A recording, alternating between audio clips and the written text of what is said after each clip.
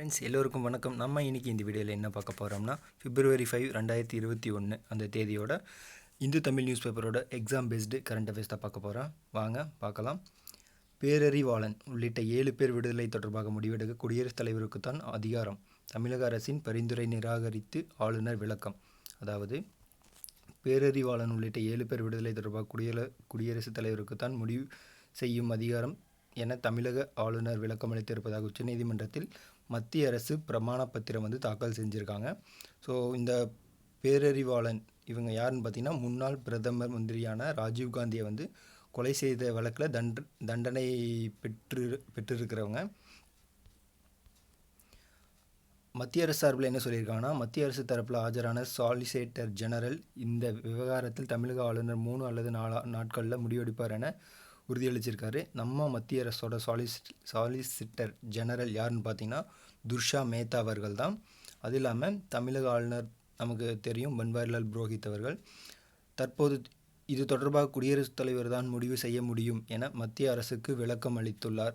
இதன் மூலம் தமிழக அரசின் பரிந்துரையை ஆளுநர் நிராகரித்துள்ளார் என சொல்லியிருக்காங்க.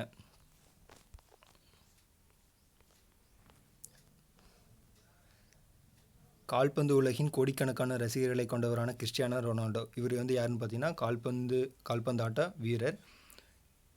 அதாவது இவர் இரத்த தானம் செய்ததில் கிறிஸ்டியானோ ரொனால்டோவுக்கு விருப்பம் அதிகம் அப்படின்ற மாதிரியும் சொல்லியிருக்காங்க. தமிழக சட்டப்பேரவை தேர்தல் ஏற்பாடுகளை ஆய்வு செய்ய தலைமை தேர்தல் ஆணையர் February 10 வருகை. ஓகேங்களா. அதாவது சட்டப்பேரவை தேர்தல் ஏற்பாடுகளை ஆய்வு செய்வதற்காக தலைமை தேர்தல் ஆணையர் சுனில் அரோரா, இது ரொம்ப முக்கியமானது. நம்ம இந்தியாவோட தலைமை தேர்தல் ஆணையர் யாருன்னா சுனில் அரோரா அவர்கள் தான். அவரோட தலைமையில் ஆணையர்கள் அதிகாரி குழுவினர் February 10 சென்னை வராங்க. இதில் பார்த்திங்கன்னா, தலைமை தேர்தல் ஆணையர் சுனில் அரோரா 23வது நபராக இருக்கார். இதில் முதல் நபர் யார், முதல் தலைமை தேர்தல் ஆணையர் யாருன்னு பார்த்தீங்கன்னா சுகுமார் சென் அவர்கள். இந்த இந்திய தலைமை தேர்தல் ஆணையம் 1950 ஜனவரி 25 ஸ்டார்ட் பண்ணியிருக்காங்க. இதோட ஹெட் குவார்ட்டர்ஸ் எங்கே இருக்குதுன்னு பார்த்தீங்கன்னா டெல்லியில். ஜனவரி 25 ஸ்டார்ட் பண்ணதுனால ஜனவரி 25 இந்தியாவோட தேசிய வாக்காளர் தினமாக கொண்டாடுறாங்க. அது மட்டும் இல்லாமல் தமிழக சட்டப்பேரவைக்கு ஏப்ரல் அல்லது மே மாதத்தில் பொதுத் தேர்தல் நடத்தப்பட இருக்குது. இது தொடர்பாக தமிழக தலைமை தேர்தல் அதிகாரி யாருன்னா சத்யபிரத சாஹூ அவங்க தான். அதே மாதிரி தமிழ்நாடு மாநில தேர்தல் ஆணையர் யாருன்னு பார்த்தீங்கன்னா ஆர் பழனிசாமி. இந்த ரெண்டுக்கும் கன்ஃபியூஷன் ஆகிக்காதீங்க. தலைமை தேர்தல் ஆணையர் சுனில் அரோரா தலைமையில் ஆணையர்கள் சுஷில் சந்திரா மற்றும் ராஜீவ்குமார் மற்றும் அதிகாரிகள் அடங்கிய குழுவினர் February 10 சென்னை வருகிறாங்க. தலைமை தேர்தல் ஆணையர் ஒருத்தர், அது இல்லாமல் 2 தேர்தல் ஆணையர்கள் இருப்பாங்க. 1+2 மொத்தம் 3 பேர் இருப்பாங்க. ஞாபகம் வச்சுக்கோங்க. சர்வதேச திரைப்பட விழாவுக்கு ரூபாய் 75 லட்சம் ஜே படப்பிடிப்பு தளத்துக்கு ரூ. 3.50 கோடி முதல்வர் பழனிசாமி வழங்கினார். நம்ம சென்னையில் தான் நடக்குது சர்வதேச திரைப்பட விழா நடக்குது. இது எப்போ நடக்குதுன்னா பார்த்தீங்கன்னா February 18 25 வரைக்கும் நடக்குது. 18வது சர்வதேச திரைப்பட விழா. ஓகேங்களா. அதாவது நம்ம தமிழ்நாட்டோட விளம்பரத்துறை அமைச்சர் யாருன்னா கடம்பூர் ராஜு அவங்க. அது மட்டும் இல்லாமல் தலைமை செயலாளர் யாருன்னா ராஜீவ் ரஞ்சன். இவர் 47வது தலைமை செயலாளர். ஓகேங்களா. இவர் February 1 தான் பதவி ஏற்றிருக்காரு. தமிழக அரசு ஊழியர்களின் ஓய்வு வயது 60ஆக உயர்வு, இன்று அறிவிப்பு வெளியாக வாய்ப்பு. இதுக்கு முன்னால் பார்த்தீங்கன்னா தமிழக அரசு ஊழியர்களோட வயது 59ஆக உயர்த்தியிருந்தாங்க. இப்போ கொரோனா நோய் தொற்றின் காரணமாக 60ஆக உயர்த்த சொல்லியிருக்காங்க. அப்படி வயசை 60ஆக உயர்த்தினாங்கன்னா ரூபாய் 10,000 கோடி அளவுக்கு ஓய்வூதிய பயன்களை வழங்குவது இந்த ஆண்டு மிச்சமாகும்னு உயர் அதிகாரிகள் தெரிவிச்சிருக்காங்க. அது மட்டும் இல்லாமல் அதாவது உலக புற்றுநோய் தினம் எப்போன்னு பார்த்தீங்கன்னா January 4, அதாவது நேற்று தான் உலக புற்றுநோய் தினம் அனுசரிக்கப்பட்டிருக்கு. ஓவியம் மூலம் கிடைத்த ரூபாய் 2.30 கோடி கரோனா நிவாரண நிதிக்கு வழங்கினார் சத்குரு. சத்குரு யாரும் இல்லைங்க, கோவை ஈஷா யோகா மையத்தோட நிறுவனர் தான் சத்குரு அவங்க. ஓகேங்களா.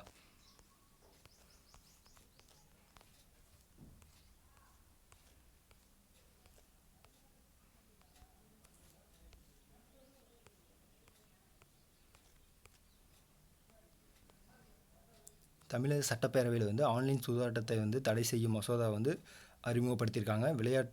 இந்த ஆன்லைன் சூதாட்டமான ரம்மி இதெல்லாம் விளையாண்டா வச்சுக்கோங்க. ரூபாய் 5000 அபராதமும் 6 மாதம் சிறை தண்டனையும் அறிவிச்சிருக்காங்க. அது மட்டும் இல்லாமல் 1930 தமிழ்நாடு சூதாட்ட சட்டம், 1888 சென்னை மாநகர காவல் சட்டம், 1859 தமிழ்நாடு மாவட்ட காவல் சட்டங்களில் வந்து திருத்தங்கள் செய்ய முடிவு செய்யப்பட்டு 2020 தமிழ்நாடு சூதாட்டம் மற்றும் காவல் சட்டங்கள் அவசர சட்டம் கடந்த 2020 நவம்பர் 20 பிறப்பிக்கப்பட்டு நவம்பர் 21 வந்து தமிழக அரசு சிறப்பு இதழில் வெளியிட்டிருக்காங்க. இந்த அவசர சட்டத்தை சில மாற்றங்களுடன் சட்டமாக்க இந்த மசோதா வந்து வழிவகை செய்யும் அப்படின்ற மாதிரியும் சொல்லியிருக்காங்க.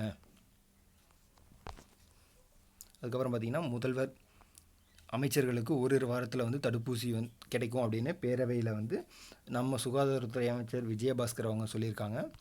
பாருங்கள், நம்ம இந்தியாவில் வந்து 2 கரோனா தடுப்பூசி தான் பயன்படுத்துகிறாங்க. ஒன்று கோவிஷீல்டு, இன்னொன்று கோவேக்சின். தமிழகத்தில் வந்து பிப்ரவரி 1 வரை 10,45,000 கோவிஷீல்டும் 1,89,920 கோவேக்சின் என மொத்தம் 12,34,920 கரோனா தடுப்பூசி வந்து மத்திய அரசிடமிருந்து வாங்கியிருக்காங்க. இந்த கரோனா தடுப்பூசி பார்த்திங்கன்னா முன்கள பணியாளர்கள் பொதுமக்களுக்கு நம்பிக்கை ஊட்டுவதற்காக வந்து சுகாதாரத்துறை அமைச்சரும் சுகாதாரத்துறை செயலாளரும் வந்து கோவேக்சின் அப்படின்ற தடுப்பூசி வந்து போட்டிருக்காங்க. ஓகேங்களா? அது மட்டும் இல்லாமல் இதில் வந்து கோவிஷீல்டு அப்படின்ற தடுப்பூசி வந்து பார்த்திங்கன்னா சீரம் இன்ஸ்டிடியூட் ஆஃப் இந்தியா, அது வந்து ஹெட் குவார்ட்டர்ஸில் இருக்குது, அதுவும் ஆக்ஸ்ஃபோர்டு யூனிவர்சிட்டியும் 2 பேரும் சேர்ந்து தயாரித்த ஒரு கரோனா தடுப்பூசி தான் கோவிஷீல்டு. கோவேக்சின் அப்படின்றது பார்த்திங்கன்னா பாரத் பயோடெக் அப்படின்ற ஒரு நிறுவனம் ஹைதராபாத்தில் இருக்குது, அந்த நிறுவனம் தயாரித்தது தான் கோவேக்சின் அப்படின்ற இந்த கரோனா தடுப்பூசி. 8 விமானங்கள், 34 ரயில்கள், 18 பேருந்துகள் என பொது போக்குவரத்து மூலம் நாடு முழுவதும் 34,500 கிலோமீட்டர் சுற்றுப்பயணத்தை தொடங்கும் இளைஞர்கள். அதாவது பொது போக்குவரத்து மூலம் நாடு முழுவதும் 34,500 கிலோமீட்டர் தூரம் பயணித்து கின்னஸ் சாதனை படைக்கவுள்ள 2 இளைஞர்கள். இவங்களுக்கு பேர் பார்த்திங்கன்னா திலீபன் அவங்களும் ஆடம் சன்ராஜ் இருவரும் சேர்ந்து தான் இந்த மாதிரி கின்னஸ் சாதனையை படைக்க திட்டமிட்டிருக்காங்க. இது வந்து எதுக்காக பண்ணுறாங்கன்னா, கரோனாவால் சுற்றுச்சூழல் முடங்கியுள்ளது, அதை மீட்டெடுக்க வேண்டும், பொதுமக்கள் பொது போக்குவரத்தை பயன்படுத்தி போக்குவரத்து நெரிசல், காற்று மாசுவை குறைக்க வேண்டும், சுற்றுச்சூழலை பாதுகாக்க வேண்டும். இது தொடர்பாக விழிப்புணர்வை ஏற்படுத்த பொது போக்குவரத்து மூலம் இந்தியா முழுவதும் 34,500 கிலோமீட்டர் பயணம் செய்து கின்னஸ் சாதனை புரிய திட்டமிட்டிருக்கிறாங்க.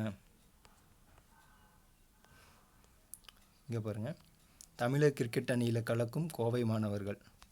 அதாவது இப்போ தான் ரீசெண்டாக இது நடந்து முடிஞ்சது. சையத் முஸ்தாக் அலி T20 தொடரில் இறுதிச் சுற்றுக்குள் நுழைந்த தமிழக கிரிக்கெட் அணி வந்து பரோடா அணியை வீழ்த்தி சாம்பியன்ஷிப் வென்றிருக்காங்க. சையத் முஸ்தாக் அலி T20 தொடரில் தமிழக அணி தான் வென்றிருக்காங்க.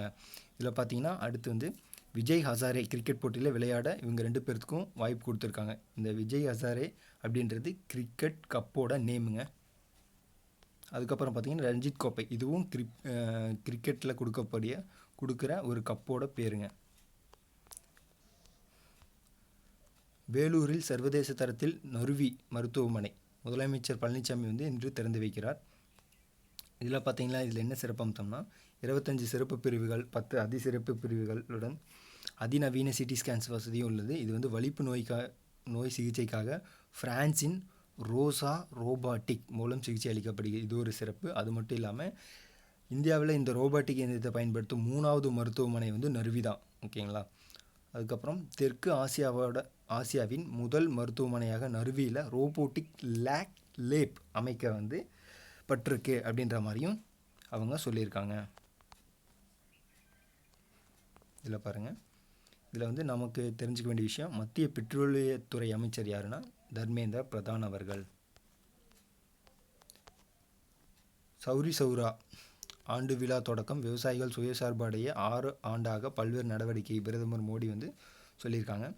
சுதந்திர போராட்டத்தில் வந்து 1922ஆம் ஆண்டில் ஒத்துழையாமை போராட்டம் வந்து நடந்திருக்கு. பிப்ரவரி 4 உத்தரப்பிரதேச மாநிலம் கோரக்பூர் மாவட்டம் சௌரி சௌரா என்ற இடத்துல வந்து போலீஸார் துப்பாக்கிச்சூடு நடத்தினர். இதில் சிலர் ஆத்திரமடைந்து போராட்டத்தில் ஈடுபட்டவர்கள் அப்பகுதியில் இருந்த காவல் நிலையத்துக்கு வந்து தீ வச்சுட்டாங்க. இது வந்து சிலர் கொல்லப்பட்டனர். இதை தான் சௌரி சௌரா இயக்கம் அப்படிம்பாங்க. இது வந்து நம்ம ஹிஸ்ட்ரியில் படிச்சிருக்கோம். சௌரி சௌரா சம்பவத்தின் 100ஆண்டு விழா வந்து கோரக்பூரில் வந்து நேற்று வந்து தொடங்கியிருக்குங்க. வரும் 13 முதல் சுகாதார பணியாளர்களுக்கு 2வது கரோனா தடுப்பூசி. மத்திய அரசு தகவல். கடந்த 16ஆம் தேதியிலிருந்து நாடு முழுவதும் கரோனா தடுப்பூசி போடும் பணி ஸ்டார்ட் பண்ணியிருக்கு. முதல் கட்டமாக பார்த்திங்கன்னா முன்கள பணியாளர்கள், சுகாதார பணியாளர்கள் அவங்களுக்கெல்லாம் கோவிஷீல்டும் கோவேக்சின் அப்படின்ற 2 கரோனா தடுப்பூசி 2 முறை போட வேண்டிய தடுப்பூசிகளாகும். 2வது தடுப்பூசி போடப்பட்ட பிறகு 2 வாரங்களுக்கு பிறகு உடலில் எதிர்ப்பு சக்தி உருவாகும் அப்படின்ற மாதிரி சொல்லியிருக்காங்க. கரோனா வைரஸில் பாதிக்கப்பட்டோரோட எண்ணிக்கையில் மகாராஷ்டிரா முதல் இடத்துலையும் கேரளா 2வது இடத்துலையும் இருக்குது அப்படின்ற மாதிரி சொல்லியிருக்காங்க. இங்கே வாங்க. காங்கிரஸ் முன்னாள் தலைவர் ராகுல் காந்தி. நாம் எல்லோரும் நினச்சிட்டு இருப்போம் காங்கிரஸோட இப்போது தலைவர் ராகுல் காந்தின்னு. ஆனால் அவர் முன்னாள் தலைவர் தாங்க. இப்போ காங்கிரஸோட தலைவர் யாருன்னா சோனியா காந்தி அவர்கள். விவசாயிகள் போராட்டம் குறித்து கருத்து. கிரேட்டா தன்பர்க் மீது டெல்லி போலீஸார் வழக்கு பதிவு. இதில் இவங்க கிரேட்டா தன்பர்க் இவங்க யாருன்னு பார்த்தீங்கன்னா இவங்க ஒரு ஸ்வீடன் நாட்டை சேர்ந்த என்விரான்மெண்டல் ஆக்டிவிஸ்ட், அதாவது சுற்றுச்சூழல் ஆர்வலர் அப்படின்ற மாதிரி சொல்லுவாங்க. இதை மட்டும் இதில் தெரிஞ்சுக்கலாம். 110 கோடி கரோனா தடுப்பூசி வாங்க சீரம் நிறுவனத்தோட ஐநா ஒப்பந்தம் பண்ணியிருக்காங்க. 100 நாடுகளுக்கு ஏற்றுமதி செய்யும் திட்டம். புனேவை சேர்ந்த சீரம் நிறுவனத்தில் 110 கோடிக்கான தடுப்பூசி ஐநா சபை யூனிசெஃப்பும் ஒப்பந்தம் பண்ணியிருக்காங்க. அது இல்லாமல் கரோனா தடுப்பூசி கோவிஷீல்டை தயாரித்து சீரம் அளிக்க உள்ளது. சீரம் நிறுவனம் தான் கோவிஷீல்டு அப்படின்ற ஒரு கரோனா தடுப்பூசியை கொடுத்துட்ருக்காங்க. அதே மாதிரி இந்த புனேவை சேர்ந்த சீரம் நிறுவனம், ஆக்ஸ்போர்ட் பல்கலைக்கழகம் மற்றும் அஸ்ட்ராஜெனிகா ஆகியவற்றோட ஒத்துழைப்போடு கரோனாவுக்கான தடுப்பூசி கோவிஷீல்டு அப்படின்ற பேரில் தயாரிச்சிருக்காங்க. அமெரிக்காவோட நோவேக்ஸ் நிறுவனத்தோட கரோனாவோட தடுப்பூசி மருந்தை வாங்குவதற்கு ஒப்பந்தம் போட்டிருக்காங்க. இது யார் போட்டிருக்காங்கன்னா யூனிசெஃப் அமைப்பு தான் போட்டிருக்காங்க. இந்த யூனிசெஃப் அமைப்போட செயல் இயக்குனர் யாருன்னு பார்த்தீங்கன்னா ஹென்ரியட்டா ஃபோர்டு அப்படின்றவங்க தான். இது ரொம்ப முக்கியம். இந்த யூனிசெஃபோட தலைமையிடம் பார்த்தீங்கன்னா நியூயார்க்கில் இருக்குது. உலகம் முழுவதும் கரோனா தடுப்பூசி போடும் விழிப்புணர்வு யூனிசெஃப் தான் மேற்கொண்டு வந்திருக்கிறது. ஓகேங்களா.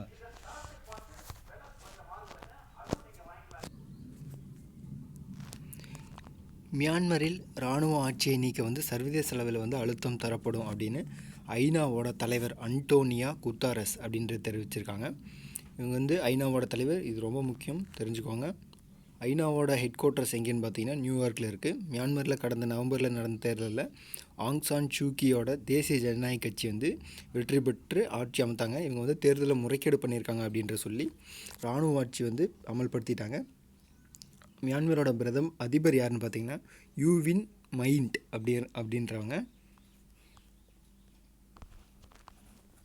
சென்னை சேப்பாக்கம் மைதானத்தில் 4 ஆண்டுகளுக்கு பிறகு இந்தியா இங்கிலாந்து முதல் டெஸ்ட் இன்று மோதல். இங்கிலாந்து அணியோட கேப்டன் ஜோ ரூட் அவங்க. நம்ம இந்திய அணியோட கேப்டன் விராட் கோலி. இங்கிலாந்து அணியோட கேப்டன் ஜோ ரூட்டுக்கு இது 100வது டெஸ்ட் போட்டின்ற மாதிரியும் சொல்லியிருக்காங்க.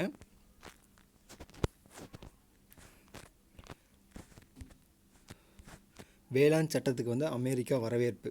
அதாவது அரசுக்கும் விவசாயிக்கும் இடையிலான கருத்து வேறுபாடு மூலம் பேச்சுவார்த்தை மூலமாக தீர்க்கப்பட வேண்டும் என அமெரிக்காவோட புதிய அதிபரான ஜோ பைடன் தெரிவிச்சிருக்காங்க. இது ரொம்ப முக்கியம். அமெரிக்காவோட புதிய அதிபர் ஜோ பைடன் அவர்கள். பட்ஜெட்டில் அறிவிக்கப்பட்ட தேசிய ஹைட்ரஜன் திட்டத்தில் பெரும் தொழிலதிபர்கள் இணைவதற்கு வாய்ப்பு. சுற்றுச்சூழல் பாதிப்பை ஏற்படுத்தாத ஹைட்ரஜன் வாயுவை பயன்படுத்த திட்டமிட்டுள்ளதாக தனது பட்ஜெட் உரையில் மத்திய நிதியமைச்சர் நிர்மலா சீதாராமன் சொல்லியிருக்காங்க. இது ரொம்ப முக்கியமானது. மத்திய நிதியமைச்சர் அவர்கள் நிர்மலா சீதாராமன் ஹைட்ரஜன் வாயு இதில் ஹைட்ரஜன் எளிதில் வெடித்து சிதறும் தன்மை கொண்டதால் இதை எளிதில் செயல்படுத்த அதிநவீன தொழில்நுட்பம், பாதுகாப்பு அம்சங்களும் அவசியம் அப்படின்ற மாதிரி சொல்லியிருக்காங்க. இத்தகைய தொழில்நுட்பத்தை பயன்படுத்தல ஜெர்மனி முன்னோடியாக திகழ்கிறது அப்படின்ற மாதிரியும் சொல்லியிருக்காங்க. அடுத்தது, ஏரியில் பிளாஸ்டிக் கழிவுகளை அகற்றும் மாற்றுத்திறனாளி மான் கி பாத் நிகழ்ச்சியில் பிரதமர் நரேந்திர மோடி பாராட்டியிருக்காங்க. ஸோ அவர் பேர் என்னென்னா ராஜப்பன். அவர் எந்த ஊரை சேர்ந்தவர்னா கேரளா மாவட்டத்தை சேர்ந்தவர். சாரி ஃப்ரெண்ட்ஸ், கேரளா மாவட்டம்னு சொல்லிட்டேன். கோட்டயம் மாவட்டம் மஞ்சனி காரம் அப்படின்ற பகுதியை சேர்ந்தவர் தான் ராஜப்பன். ஓகே ஃப்ரெண்ட்ஸ், இதோட இன்றைக்கி கரண்ட் அஃபேர்ஸ் முடிஞ்சுது. தேங்க்யூ.